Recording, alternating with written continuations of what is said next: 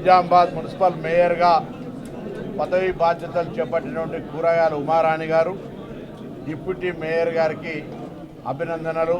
నిజామాబాద్ అభివృద్ధిలో వారి మార్కు, వారి యొక్క విధానం ప్రకారంగా తెలంగాణ ప్రజాపాలన ప్రభుత్వ సహాయ సహకారాలతోటి పూర్తి స్థాయిలో అభివృద్ధి చేయాలని కోరుకుంటూ వారికి అభినందన తెలియజేస్తూ ఉన్నాం. అదేవిధంగా స్థానిక సంస్థలు, గ్రామ పంచాయతీ ఎన్నికల్లో కాంగ్రెస్ పార్టీని ఆశీర్వదించినారు ప్రజలు. దానికంటే ముందు జరిగిన ఉప ఎన్నికల్లో కాంగ్రెస్ పార్టీని ఆశీర్వదించినారు. ఇప్పుడు పురపాలక సంఘ ఎన్నికల్లో కూడా 116 మున్సిపాలిటీలు, 7 కార్పొరేషన్లు అయితే కూడా మరి ప్రజలు కాంగ్రెస్ పార్టీ ప్రజలను గెలిపించి ఆశీర్వదించినారు. వారందరికీ ధన్యవాదాలు.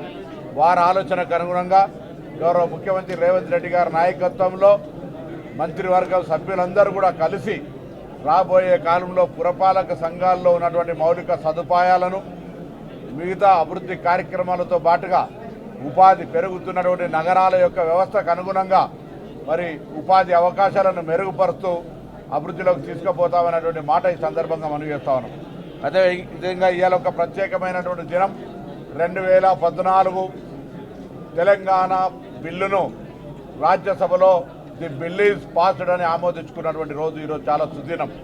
తప్పకుండా తెలంగాణ ఒక సుదీర్ఘమైన పోరాటం, తెలంగాణ ఆకాంక్ష, ప్రజల ఆకాంక్ష. తెలంగాణ రాష్ట్రం ఏర్పడ్డ తర్వాత 12 సంవత్సరాలు తెలంగాణ ఇప్పటికీ దేశంలో అతి చిన్న వయసు గల రాష్ట్రంగా, 29వ రాష్ట్రంగా మరి అభివృద్ధి దిశలో ముందుకు పోతూ అన్ని రాష్ట్రాల కంటే ముందుకు పోవాలనే ఆలోచనతో ఇప్పుడు ముందుకు ప్రణాళికలు 2047 విజన్తో పోతూ ఉన్నాయి. గత 10 సంవత్సరాలుగా తెలంగాణ రాష్ట్రం ఏ ఆకాంక్షల కొరకైతే ఏర్పడ్డదో, నీళ్లు, నిధులు, నియామకాలకు సంబంధించిన అంశాన్ని మర్చిపెట్టి పూర్తిగా మరి తెలంగాణ ప్రజల ఆకాంక్షల్ని నీరుగార్చినటువంటి పరిస్థితుల్లో వాటన్నిటినీ అధిగమిస్తూ భవిష్యత్తు ప్రణాళిక తెలంగాణ అగ్రభాగాన నిలబడే ప్రయత్నం చేస్తున్నాం. ఈ ప్రయత్నంలో కేంద్రంలో, రాష్ట్రంలో అంటే ఫెడరల్ సిస్టంలో కేంద్ర రాష్ట్ర ప్రభుత్వాల బంధుత్వం, భాగస్వామ్యాన్ని దృష్టిలో పెట్టుకొని తప్పకుండా కేంద్ర ప్రభుత్వం రాష్ట్రానికి అన్ని రకాలుగా సహకరించాల్సిన అవసరం ఉంది. ఇక్కడి నుంచి ప్రాతినిధ్యం వహిస్తున్న బీజేపీ ఎంపీలు 8 మంది కావచ్చు, 2 కేంద్ర మంత్రులు కావచ్చు, 2 సార్ల బడ్జెట్లో విఫలమైనటువంటి పరిస్థితుల్లో, తెలంగాణ రాష్ట్ర వివక్షకు గురవుతున్నటువంటి సందర్భంలో, తెలంగాణ అభివృద్ధికి సంబంధించినటువంటి అనేక ప్రణాళికలు పెండింగ్లో ఉన్నటువంటి పరిస్థితుల్లో భారతీయ జనతా పార్టీ నేతృత్వంలో ఉన్నటువంటి నరేంద్ర మోడీ కేంద్ర ప్రభుత్వం తెలంగాణ వివక్ష పట్ల మరిచి తెలంగాణ ఈ దేశంలో 29వ రాష్ట్రంగా మరి ఈనాడు తెలంగాణ బిల్ పాస్డ్ అని కోట్లాది మంది తెలంగాణ ప్రజల ఆకాంక్ష నెరవేర్చిన సందర్భంగా వనవాసం అయితే 14 ఏళ్ళు ఉంటుంది కావచ్చు, కానీ 12 ఏళ్ళు అయింది.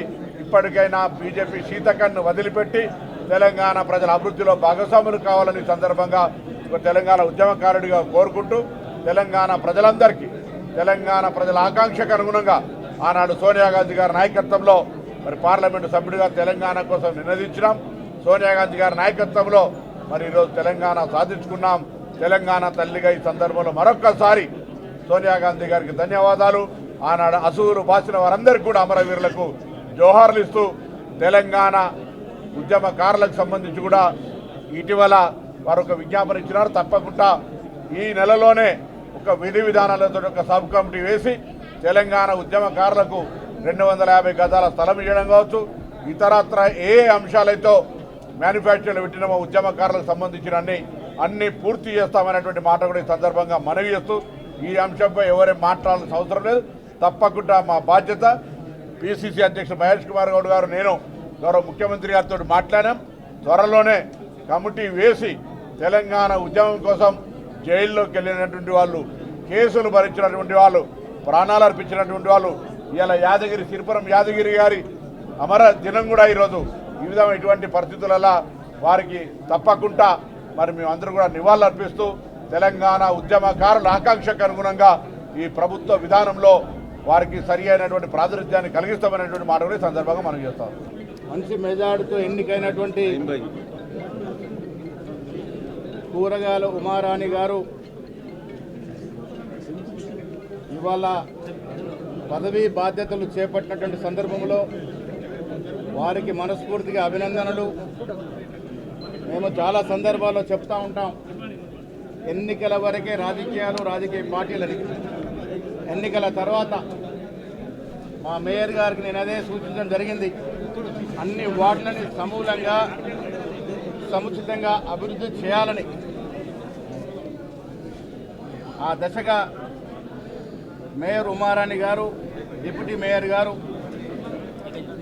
అన్ని వార్డుల యొక్క కార్పొరేట్ కలుపుకొని నగరాభివృద్ధి కొరకు కృషి చేయాల్సిందిగా వారు సూచించడం జరిగింది.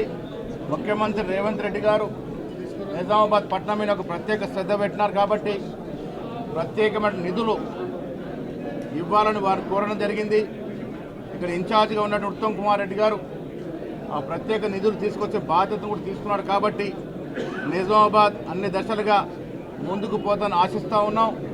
ఇవాళ పదవి బాధ్యతల కార్యక్రమానికి ముఖ్య అతిథులు వచ్చినటువంటి రాష్ట్ర మంత్రివర్యులు పొన్నం ప్రభాకర్ గారు, అదేవిధంగా వారిని ఆశీర్వదించడానికి వచ్చేసినటువంటి రాష్ట్ర సలహాదారులు మొహమ్మద్ అలీ షబీర్ గారు, మా రూరల్ శాసనసభ్యులు భూపతి రెడ్డి గారు, జిల్లా కాంగ్రెస్ అధ్యక్షులు మార్కెట్ కమిటీ చైర్మన్ మా నరేందర్ రెడ్డి గారు, జావేద్ గారు అందరూ కూడా ఉమారారి గారిని పదవి బాధ్యతలు చేపట్టే సందర్భంలో ఆశీర్వదించుకొచ్చినారు.